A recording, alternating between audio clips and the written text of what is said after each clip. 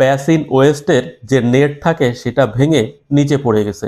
তো এই অবস্থায় বেসিনের ওয়েস্ট পরিবর্তন করতে হয়। আমি সহজভাবে বিকল্প প্রক্রিয়ায় এই সমস্যার সমাধান করব, যা আপনাদের সাথে শেয়ার করছি। আমি একটি সিঙ্কের ওয়েস্ট কিনে নিয়ে আসছি, যা আমার কাছ থেকে 100 টাকা নিয়েছে। বেসিনের ওয়েস্ট এর থেকে একটু বেশি দামের, কারণ সেটা পিতলের।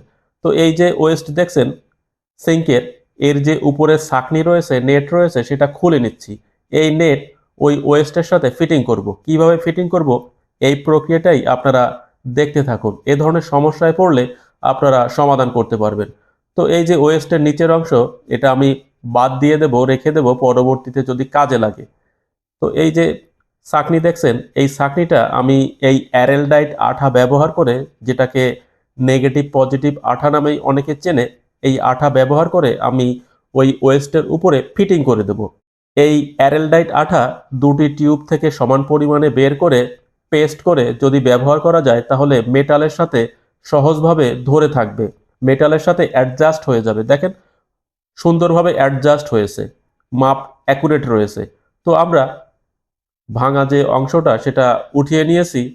অ্যারেলডাইটের দুটি টিউব থেকে সমান আঠা আমি বের করব, সমান পরিমাণ আঠা বের করব। একটি কাচের পাত্র হলে ভালো হয়। কাচের পাত্রর উপরে এটা রেখে এই যে মিক্সড করতে হবে। তো সমান পরিমাণে আঠা নিতে হবে দুটি টিউব থেকে, ভালোভাবে মিক্সড করে এটা এখানে ব্যবহার করতে হবে।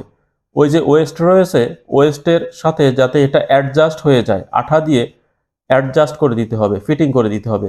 কিছুক্ষণ পর যখন আঠা শুকিয়ে যাবে, ফাইনালি এই ছাঁকনি বা নেট ওয়েস্টের সাথে ফিটিং হয়ে যাবে। প্রয়োজন মতো আপনারা আঠা তৈরি করে নেবেন।